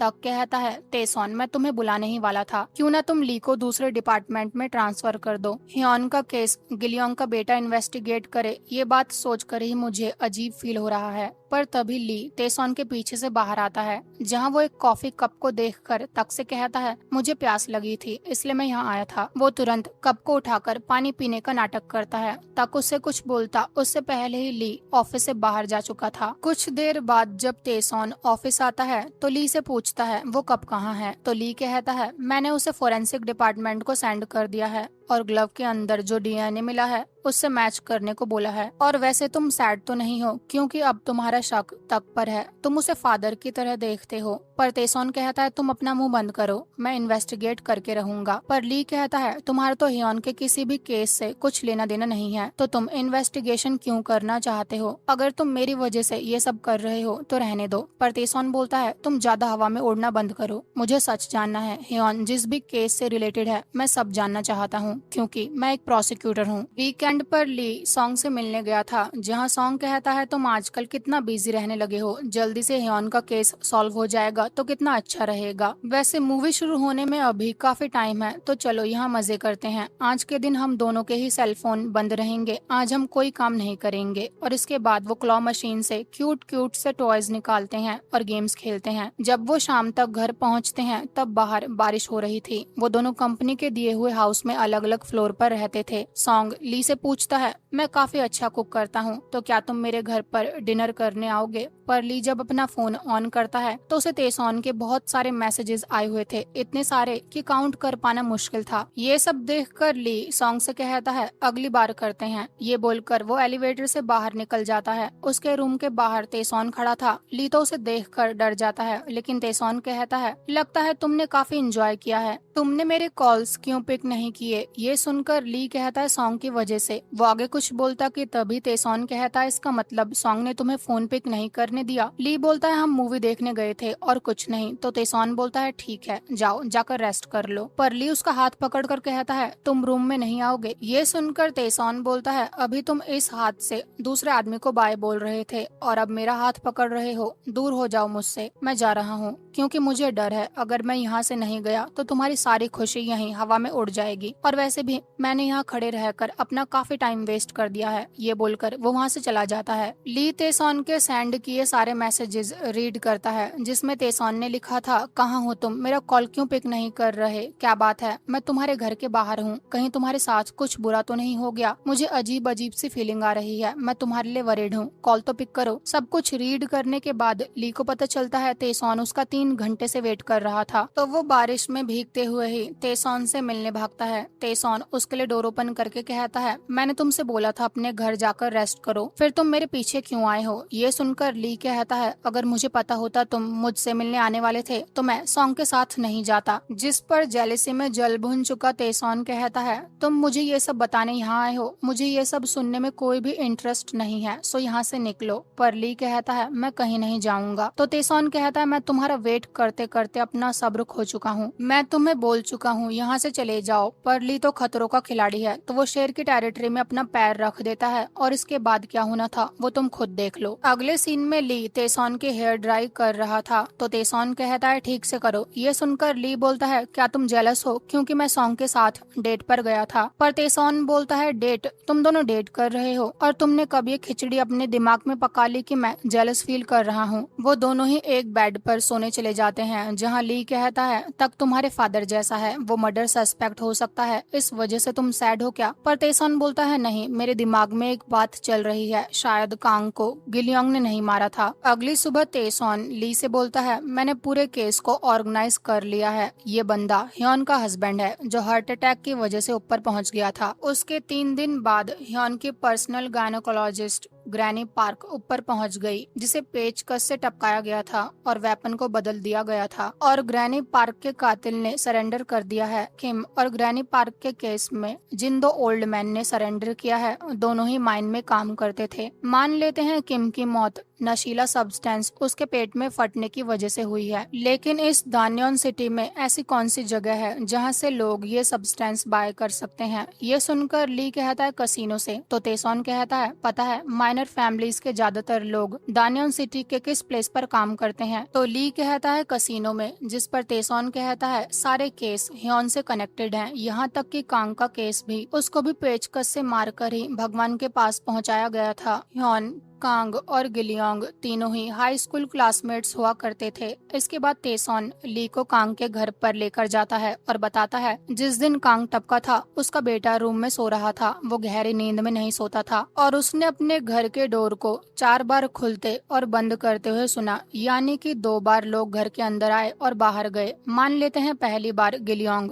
कांग को ड्रॉप करके गया था, तो दूसरी बार कौन आया? क्योंकि घर का पासकोड कांग, गिलियांग और कांग के बेटे के अलावा कोई भी नहीं जानता था। कांग के बेटे ने अपने डैड के चिल्लाने की आवाज इसलिए नहीं सुनी क्योंकि कातिल ने कांग पर पीछे से अटैक किया था। कांग ड्रंक भी था और उसे चिल्लाने का मौका तक नहीं मिला। मैं जानता हूँ कातिल और कांग एक दूसरे को जानते थे, उसे भी ग्रैनी पार्क की तरह ही ऊपर भेजा गया था। ये सुनकर ली कहता है, जैसा ग्रैनी पार्क के केस में हुआ था, हथियार को बदल दिया गया था, क्या ये काम कांग के केस में किया गया है? जिस पर तेसॉन कहता है, पता नहीं, लेकिन हमें कांग को टपकाने वाले हथियार पर गिलियांग का डीएनए मिला था। ये सुनकर ली कहता है, दोंगजिन के केस में भी सुजिन ने नाइफ को बदला था। लेकिन तेसोन कहता है हम यहाँ गिलियांग को इनोसेंट प्रूव करने नहीं आए हैं, हम केस को रिव्यू कर रहे हैं और अगर हथियार को छुपाया गया है तो हत्यारा हमें क्या बताना चाहता है। ये सुनकर ली कहता है ये सीरियल क्राइम लग रहा है जहाँ कातिल हथियार को अपने सेटिस्फैक्शन के लिए अपने पास रखता है और पुलिस को उकसाता है। मुझे लगता है हमें कांग के बेटे से एक बार बात करनी चाहिए। ये सुनकर तेसोन कहता है क्यों, क्या तुम उसे जाकर ये बताओगे तुम गिलियांग के बेटे हो और उसके डैड को तुम्हारे डैड ने मारा था। पर ली कहता है मैं तो इन्वेस्टिगेटर बनकर उससे मिलूंगा। पर तेसोन कहता है उससे मिलना गलत है और क्या पता जब उसे तुम्हारे बारे में पता चले तो वो तुम्हें ऊपर पहुंचा दे। वो जो भी जानता था उसने पुलिस को सब कुछ पहले ही बता दिया था। ली कहता है क्या तुम श्योर हो ह्योन का कांग के केस से कनेक्शन है। तो तेसोन कहता है हाँ, जब उसे ओसोंग ग्रुप से बाहर फेंक दिया गया था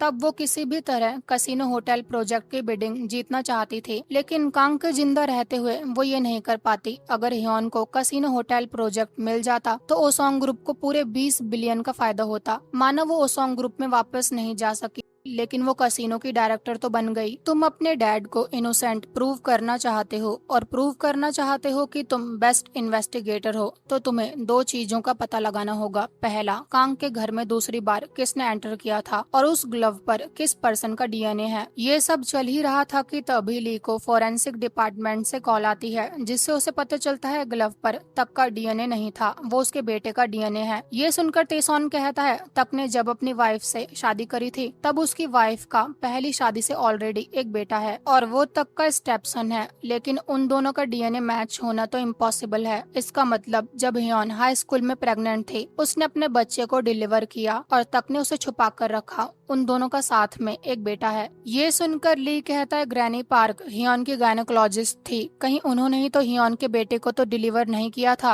हो सकता है ह्योन के पति को पता चल गया हो कि ह्योन का लव अफेयर से एक बेटा है और वो ग्रैनी पार्क के पास ये सब पूछने गया हो। तेसोन कहता है ह्योन के डैड ने विल में लिखा था अगर ह्योन अपने लवर से ब्रेकअप नहीं करेगी तो उसे प्रॉपर्टी में से कुछ भी नहीं मिलेगा, इसलिए उसने अपने हस्बैंड और ग्रैनी पार्क दोनों को ही ऊपर भेज दिया क्योंकि वो दोनों ही इस सीक्रेट को जानते थे। अगले सीन में हम तेसोन को ह्योन से इंटरोगेशन करते हुए देखते हैं, पर ह्योन कहती है मैं कुछ नहीं जानती, कुछ भी पूछो मेरा आंसर ना ही रहेगा। ये सब देखकर ली तेसोन से कहता है हम ह्योन से तक के बारे में क्यों नहीं पूछते, उसके बेटे का भी जिक्र करते हैं। लेकिन तेसोन कहता है अगर मैंने तक के नाम को यहाँ मेंशन किया तो तक ह्योन को बचाने के लिए सब कुछ कबूल कर लेगा और ह्योन बच जाएगी। ह्योन रूम से बोलती है क्या मैं स्मोक कर सकती हूँ। अगले सीन में सॉन्ग ली से पूछता है क्या ह्योन ने कुछ एडमिट किया, पर ली कहता है अभी तो नहीं किया है, पॉलीग्राफ परफॉर्म करने के लिए उसका बोलना जरूरी है। ये सुनकर सॉन्ग कहता है ह्योन ओसोंग ग्रुप की बेटी है, तुम कितना दिन ही उसे प्रिजन में रख पाओगे। पर ली कहता है मुझे ऐसा नहीं लगता। तो सॉन्ग पूछता है क्या तुम्हें ह्योन के बारे में कोई और सीक्रेट मिल पाया जो तुम उसके खिलाफ यूज कर सकते हो, और ये सीन यहीं पर कट हो जाता है। दूसरी तरफ तेसोन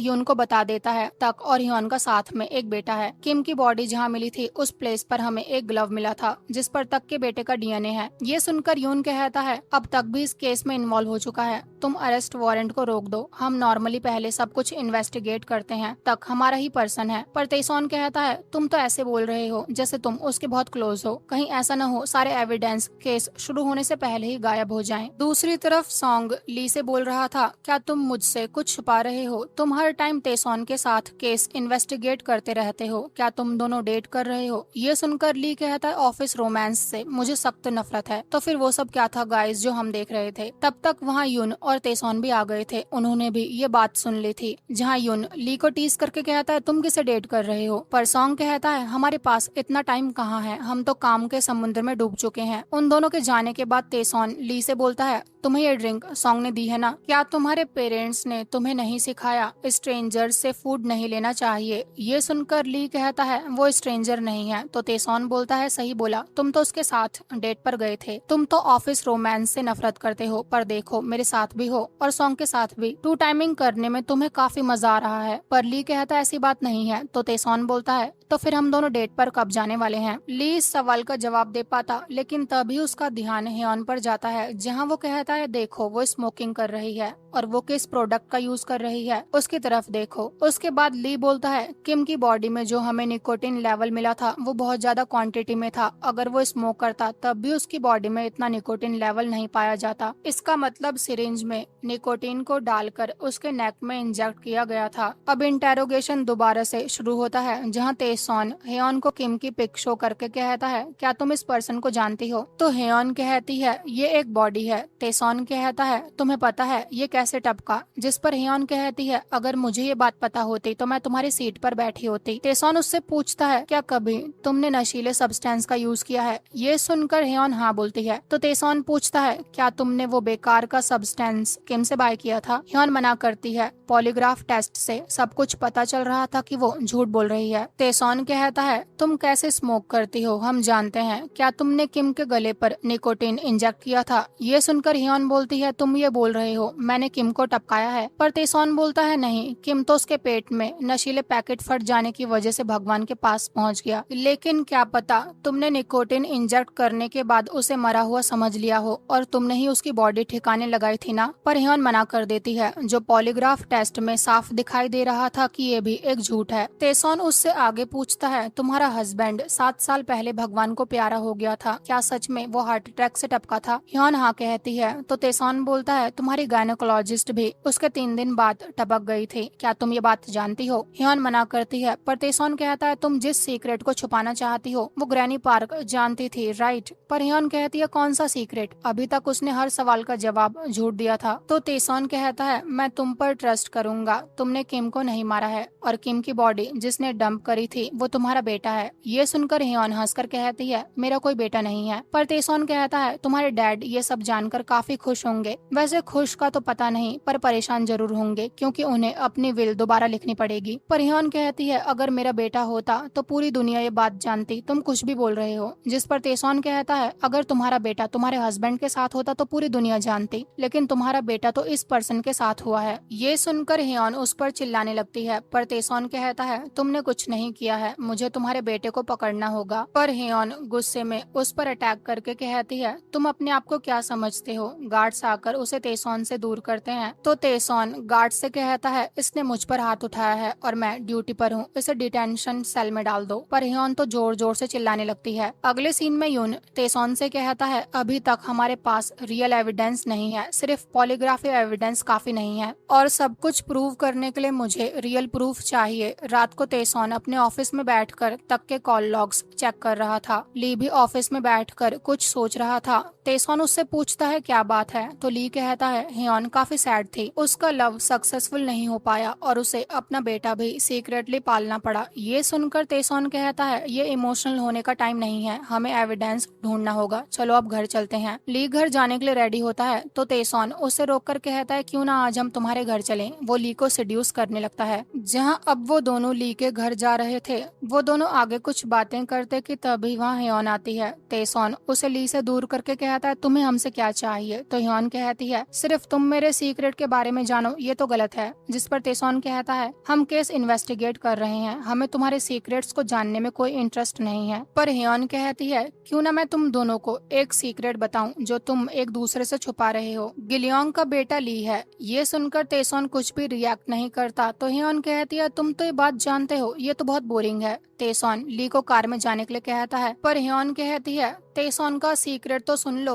ली के शॉक फेस को देखकर वो हंसते हुए कहती है क्या तुम ये बात नहीं जानते? तेसॉन ली से कहता है चलो यहाँ से, ये पागल हो गई है। पर ली को तो सब जानने की चुल मची थी। हेयन बोलती है तुम गिलियोंग के बेटे हो तो तेसॉन के डैड कौन होंगे पता है? कम से कम तुम्हें तो ये बात पता होनी चाहिए, इसका पूरा नाम कांग तेसॉन है और ये कांग का बेटा है जिसे तुम्हारे डैड ने मारा था। तेसॉन ने खुद तुम्हें अपना इन्वेस्टिगेटर चूज किया था ना, लगता है उसने ये सब तुमसे रिवेंज लेने के लिए किया था। बेचारे तुम केस को सॉल्व करने में उसकी मदद कर रहे थे। ली तो बेचारा शॉक में चला जाता है। तेसॉन उससे कुछ बोलना चाहता था पर ली उसकी एक बात भी नहीं सुनता। हेयन तेसॉन से कहती है तुम्हें क्या लगता है अगर तुम अपना सरनेम चेंज कर लोगे तो क्या ये बात छुप जाएगी कि तुम कांग के बेटे हो? अगले सीन में तेसॉन ली के पीछे जाता है और उसे रोककर कहता है एक बार मेरी बात सुन लो। पर ली बोलता है अब और क्या बाकी रह गया है? कांग तेसॉन, तुमने मुझे यूज किया है, वो भी अपने फन के लिए। पर तेसॉन कहता ऐसी बात नहीं है, मैंने तुम्हें इसलिए ये सब नहीं बताया क्योंकि मैं नहीं चाहता था हमारा रिलेशनशिप बर्बाद हो, और केस ओवर होने के बाद मैं तुम्हें सब कुछ बताने ही वाला था। जब तुम्हारे फादर इस केस में इनोसेंट प्रूव हो जाते मैं तुम्हें सब कुछ बता देता। लेकिन ली कहता है सोचो अगर वही असली कातिल हो तब क्या?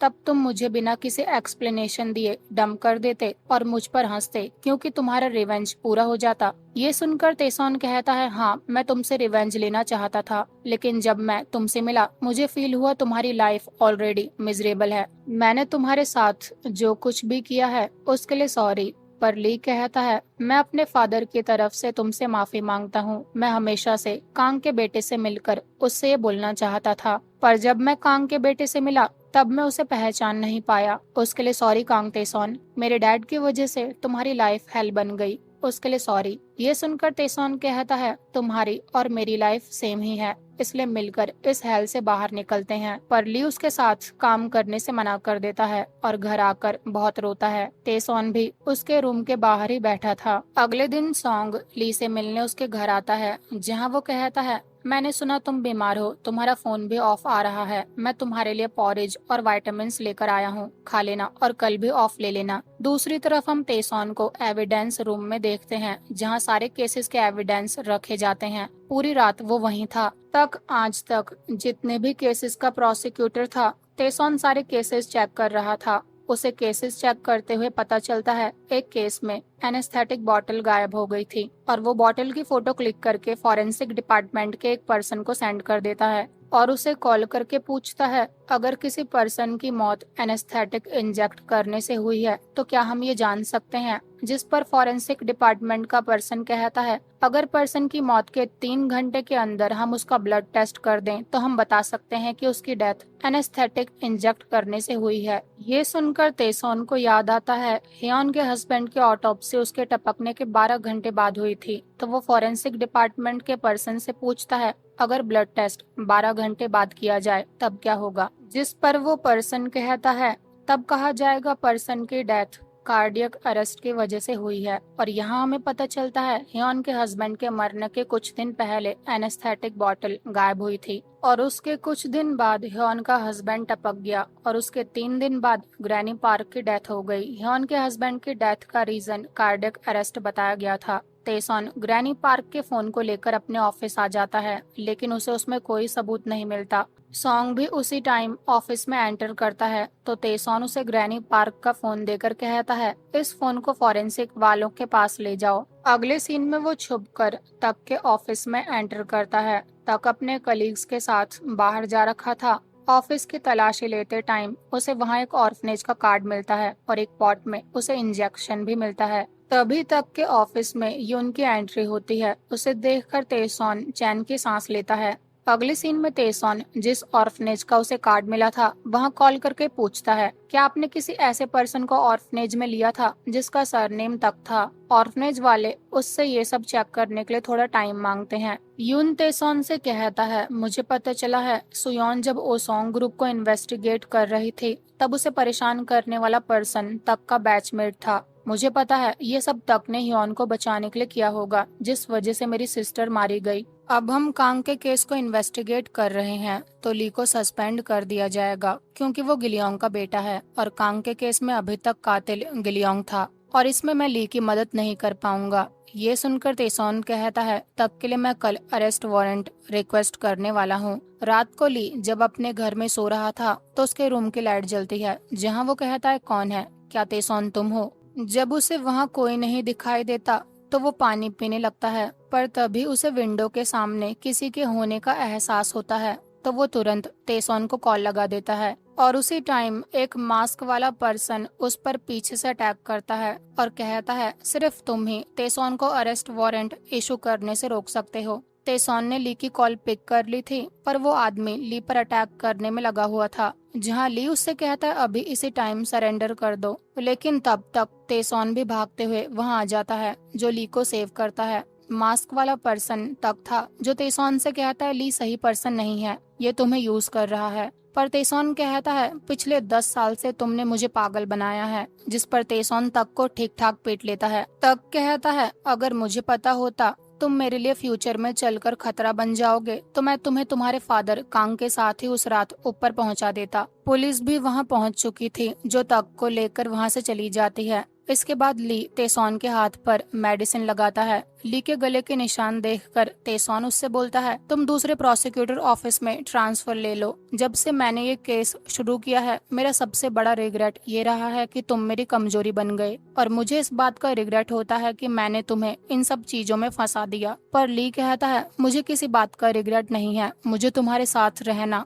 और टाइम स्पेंड करना अच्छा लगता है, मैं तुम्हें लाइक करता हूँ। ये सुनकर तेसॉन स्माइल करके कहता है ये बात नहीं है, मैं तुम्हें मिजरेबल बना देना चाहता था, लेकिन जितना मैंने तुमसे रिवेंज लेना चाहा उतना मेरी लाइफ हेल बनती चली गई। पर ली कहता है मैं अकेले हैप्पी नहीं रहना चाहता, अगर तुम्हारे साथ रहकर मेरी लाइफ मिजरेबल भी बन जाए तब भी मैं तुम्हें चूज करूंगा। तेसॉन ली से किस मांगता है तो ली कहता है कहीं तुम मुझसे ये गुड बाय किस तो नहीं मांग रहे हो, तुम मेरे साथ ऐसा नहीं कर सकते। जिस पर तेसॉन कहता है आज तक तुम्हारे पास इसलिए आया क्योंकि उसे पता चल गया था मैं उसके लिए अरेस्ट वारंट रिक्वेस्ट कर रहा हूँ, कोई हमारे बीच की इंफॉर्मेशन उसे लीक कर रहा है और मेरा शक प्रोसिक्यूटर युन और सॉन्ग पर है। और अब ये केस और सीरियस बन चुका है, उन दोनों में से कोई भी तक का बेटा हो सकता है, इसलिए तुम्हें इस केस से दूर रहना होगा। पर ली कहता है तुमने बोला था हम दोनों इस हेल से एक साथ बाहर निकलेंगे। तो तेसॉन कहता है फिर तुम्हें मेरे पास ही रहना होगा, तुम्हें अपने आप को सेफ रखना होगा ताकि मुझे तुम्हारे प्यार में गिरने का रिग्रेट ना हो। ये सुनकर तो ली तेसॉन को किस करके कहता है ठीक है। अगले दिन तेसॉन तक से इंटेरोगेशन कर रहा था जहां वो कहता है मैंने सुना है ऑन से पहले तुम अपना स्टेटमेंट देना चाहते हो, बोलो क्या बोलना है तुम्हें। ये सुनकर तक कहता है किम को मैंने ही सिरिंज से स्टैब किया था, मैं उसे बस डराना चाहता था। जिस पर तेसॉन कहता है तुमने उसे प्योर निकोटीन की सिरिंज से इंजेक्ट करा था। ये सुनकर तक कहता है किम ने ह्योन को हिट किया था और मुझे गुस्सा आ गया इसलिए मैंने उसके साथ ये सब किया, मैं एडमिट करता हूँ। पर तेसॉन कहता है 7 साल पहले ह्योन का हस्बैंड और ग्रैनी पार्क भगवान को प्यारे हो गए थे और उसके 2 साल पहले तुम्हारे एक केस में एनेस्थेटिक की बोतल गायब हो गई थी, तो क्या तुमने उस एनेस्थेटिक का यूज करके ह्योन के हस्बैंड को ऊपर टपकाया है। जिस पर तक कहता है मैं ऐसा क्यों करूंगा। ये सुनकर तेसॉन कहता है ग्रैनी पार्क के फोन में हमें सारे सबूत मिल चुके हैं, इसलिए झूठ बोलना बंद करो। पर तक कहता है पता नहीं। तेसॉन पूछता है कांग को किसने ऊपर पहुंचाया, तो तक ली की तरफ देखकर कहता है गिलियोंग ने, और किसने। लेकिन तेसॉन अपनी पॉकेट में से जो सिरिंज उसे तक के ऑफिस से मिली थी उसे शो करके कहता है ये तुमने किम पर यूज करी थी राइट, तो अब तुम मुझे ये भी बता दो वो पेचकस कहाँ है जिससे तुमने कांग को ऊपर भेजा था। पर तक फालतू के जवाब दे रहा था। ये देखकर तेसॉन कहता है तुम्हारे पास जो भी है मैं सब कुछ छीन लूंगा। तुम्हें पता है ग्लव पर किसका डीएनए मिला था, वो तुम्हारा और ह्योन का बेटा है जिसने किम की बॉडी ठिकाने लगाई थी। अब तुम कुछ भी एडमिट नहीं करना चाहते तो मैं उसे ढूंढ कर रहूंगा। अगले सीन में ली तेसॉन से पूछता है अब हम क्या करेंगे। ये सुनकर तेसॉन कहता है अपनी चाल चलेंगे, जहां वो युन और सॉन्ग के साथ मीटिंग करके कहता है हमारे पास किम के केस के सारे सबूत तक के खिलाफ हैं, तो हम इस केस से तक को सजा दिलवाएंगे। लेकिन युन कहता है कांग और ग्रैनी पार्क के केस का क्या, तुम इतनी जल्दी ये स्टेप नहीं ले सकते, पहले भी तुमने ऐसा ही किया, अगर इस बार किसी को कुछ हो गया तब क्या। और ऑर्फनेज से क्या तुम्हें कोई न्यूज मिली। ये सुनकर ली कहता है नहीं। तेसॉन सॉन्ग से पूछता है फोन के डेटा का क्या हुआ, तो सॉन्ग कहता है तक और ह्योन का फोन चेक कर लिया गया है और जो भी हमें लगा केस से रिलेटेड है मैंने तुम्हें सब सेंड कर दिया है। वो दोनों काफी टाइम से कांटेक्ट में थे, लेकिन मैसेजेस में कोई भी बात ठीक से क्लियर नहीं है जो डायरेक्ट एविडेंस की तरह यूज हो पाए। ली सस्पेंशन पर जाने वाला था और आज उसका ऑफिस में आखिरी दिन था। ये जानकर तेसॉन कहता है तुम वर्क फ्रॉम होम करोगे क्योंकि मैं अकेले इतने सारे केसेस हैंडल नहीं कर पाऊंगा। जिस पर ली कहता है अगर किसी को पता चल गया मैं सस्पेंशन पर रहते हुए भी काम कर रहा हूँ तो हमारे लिए प्रॉब्लम हो जाएगी। ये सुनकर तेसॉन कहता है यहाँ बस हम 4 हैं तो कौन ही ये बात बाहर लीक करेगा। सॉन्ग कहता है आज ली का ऑफिस में आखिरी दिन है तो क्यों ना साथ में डिनर करते हैं। लेकिन यून कहता है आज मेरा बर्थडे है इसलिए मैं तुम्हें ज्वाइन नहीं कर पाऊंगा। अगले सीन में तेसॉन ली से कहता है मैंने अपनी चाल चल दी है, युन तक का बेटा नहीं हो सकता, वो तक के लिए काम कर सकता है पर उसका बेटा होना इम्पॉसिबल है। तक और ह्योन और ग्रैनी पार्क के फोन से मुझे कुछ नहीं मिला। उसने वो पेचकस कहाँ छुपा रखा होगा? इन सब चीजों को 7 साल बीत चुके हैं। क्या वेपन उसने अब भी अपने पास रखा होगा? ये सुनकर ली कहता है वो ऐसे ही वेपन को नहीं जाने देगा। अगले सीन में तेसॉन ली के घर को अच्छे से चेक करता है और उसे हक करके कहता है मैं तुम्हें कॉल करूंगा, अभी मैं चलता हूँ। उसके जाने के बाद ली को यून की कॉल आती है जो ली से कहता है क्या तुम ऑफिस आ सकते हो? ग्रैनी पार्क के केस में एक इन्फॉर्मेंट सामने आया है और वो हमें मिलने के लिए प्रोसिक्यूटर ऑफिस आ रहा है। मैं ऑफिस पहुंचने में लेट हो जाऊंगा। ये सुनकर तो ली अपना फोन लिए बिना ही प्रोसिक्यूटर ऑफिस भागता है। तेसॉन आज अपनी आंट से मिलने जा रहा था जहां वो पहले सुयोन की सिमेट्री पर जाकर कहता है हम ऑलमोस्ट केस सॉल्व करने वाले हैं, पर उसे याद आता है यहाँ तक की सिस्टर की भी सिमेट्री है जो बचपन में मर गई थी और ओमियोन ने उसे बताया था तक पर अपनी सिस्टर को टपकाने का शक था और तक ने उसे बताया था वो अक्सर यहाँ आता है। तो वो सिमेट्री में रखे पॉट को निकालता है और उसे फाइनली वो मर्डर वेपन मिल जाता है जिससे तक ने हर पर्सन को ऊपर भेजा था। ली प्रोसिक्यूटर ऑफिस पहुँच गया था जहाँ सॉन्ग भी था। ली उससे पूछता है तुम यहाँ क्या कर रहे हो? ये सुनकर सॉन्ग कहता है युन ने तुम्हें कॉल किया था ना कि एक इन्फॉर्मेंट आने वाला है, उसने मुझे भी यहाँ आने के लिए कहा था। वो दोनों एलिवेटर से जाना चाहते थे लेकिन उसे आने में काफी टाइम लग रहा था। तो सॉन्ग ली से बोलता है स्टेयर्स से चलें, तो ली भी स्टेयर से जाने के लिए मान जाता है। दूसरी तरफ तेसॉन अपनी कार में था तभी उसे फॉरेंसिक डिपार्टमेंट के एक पर्सन की कॉल आती है जो उसे बताता है तक कि यहाँ से जो तुम्हें एविडेंस मिला है उसमें एक स्टाफ मेंबर का डीएनए डिटेक्ट हुआ है। ये सुनकर तेसॉन कहता है वो एविडेंस देते वक्त शायद किसी स्टाफ का हाथ लग गया होगा, पर वो पर्सन कहता है एक बात बहुत अजीब है, जो ग्लव तुम्हें किम की बॉडी के पास मिला था उसका डीएनए और इस पर्सन का डीएनए सेम है और ये तक का बेटा है और इसका नाम सॉन्ग है। इधर स्टेयर्स में सॉन्ग बीच में ही रुक जाता है जहाँ वो ली से कहता है मैं हर हफ्ते तुम्हारे घर आता था लेकिन तुम घर पर ही नहीं रहते थे। सॉन्ग का फेस इतने ध्यान से देखने पर ली को याद आता है उसने उसे किम की बॉडी के पास देखा था और वो अपना फेस छुपाकर भाग रहा था, पर उस टाइम वो तेसॉन के साथ पहली बार केस को इन्वेस्टिगेट करने आया था तो उसने इस बात पर इतना ध्यान नहीं दिया। दूसरी तरफ तेसॉन ली को बार बार कॉल कर रहा था लेकिन ली का फोन उसके पास न होने की वजह से ली उसकी कॉल पिक नहीं करता। सॉन्ग ली पर नाइफ रख कर कहता है रूफ टॉप पर चलो, मैं तुम्हें टपका दूं, उससे पहले तुम ही खुद यहाँ से कूद जाओ। पर ली कहता है कम से कम मुझे अपनी स्टोरी तो सुना दो, तुम ऐसे क्यों बन गए? ये सुनकर सॉन्ग कहता है तुम्हारे अनुसार तक और ह्योन कैसे पर्सन है? तो ली कहता है वो बहुत सेल्फिश हैं, उन्हें ऐसा लगता था वो दोनों प्यार में थे पर वो तुम्हारे लिए प्रॉपर्टी नहीं छोड़ पाए। ह्योन ने तुमसे पहले प्रॉपर्टी को चुना, उन्होंने जो कुछ भी किया उसकी रिस्पॉन्सिबिलिटी नहीं ली। ये सुनकर सॉन्ग इमोशनल होकर कहता है उन दोनों जैसा पेरेंट्स होने से अच्छा मेरे पास कोई नहीं होता। पर ली फाइनली मौका देखकर सॉन्ग पर अटैक करता है जहां वो उसके नाइफ को हाथ से पकड़ लेता है। पर ये सब देखकर सॉन्ग क्रेजी की तरह हंसने लगता है। वो जैसे ही उसे टपकाने वाला था तब तक तेसॉन वहां आ जाता है तो सॉन्ग ली को छोड़कर तेसॉन पर अटैक करता है लेकिन ली उसे रोकता है और नाइफ उसके पेट में लग जाता है। तेसॉन सॉन्ग को जोर से किक करके ली को इस हालत में देखकर एम्बुलेंस बुलाता है और इसके बाद हम तेसॉन को ली के हॉस्पिटल बेड के सामने रोते हुए देखते हैं। अगले सीन में बीच के किनारे तेसॉन न्यूज देख रहा था जहां पुलिस ने ह्योन तक और सॉन्ग को कांग के साथ साथ और सारे केसेस में पकड़ लिया था और गिलियोंग इनोसेंट प्रूव हो चुका था। ली स्माइल करते हुए उसके पास आता है तो तेसॉन उससे कहता है अगर तुम मेरा प्रपोजल रिजेक्ट कर देते तो आज हम इन केसेस को सॉल्व नहीं कर पाते। मुझे फील होता है जब भी मैं तुम्हारे साथ रहता हूँ सब कुछ ठीक हो जाता है। मैं तुम्हारा ग्रेटफुल हूँ, इसलिए मैं तुम्हारे सामने एक और प्रपोजल रखने वाला हूँ और तुम्हारे पास यस बोलने के अलावा और कोई ऑप्शन नहीं है। जहाँ वो ली के हाथ पर हैंडकफ्स लगा कर कहता है मुझे डेट कर लो ली, मैंने तुमसे बोला था मेरे साथ ही रहना और कहीं मत जाना। पर ली कहता है तुम्हें ये कहाँ से मिली और ऐसे कौन प्रपोज करता है? ये सुनकर तेसॉन कहता है ये मुझे तुम्हारे बैग से मिली है, ये बात तो मुझे तुमसे पूछनी चाहिए, तुम्हारे बैग में हैंडकफ्स क्या कर रहे थे? जिस पर ली कहता है वो मैं पुलिस में था तो मुझे क्रिमिनल्स को पकड़ने के लिए इनकी नीड होती थी। तो तेसॉन उसे टीज करके कहता है अगर तुम्हें इस टाइप से रोमांस करना पसंद है तो ठीक है, मुझे ये भी मंजूर है। पर ली क्यूट सा फेस बनाकर कहता है ऐसी बात नहीं है। तेसॉन कहता है मेरे माइंड में बस तुम रहते हो। ये बोलकर वो ली को पैशनेटली किस करके आई लव यू बोलता है। ली भी उसे क्यूट से किस करके उसका प्रपोजल एक्सेप्ट करता है और ये ड्रामा यहीं एंड हो जाता है। Thank you so much for watching and take care.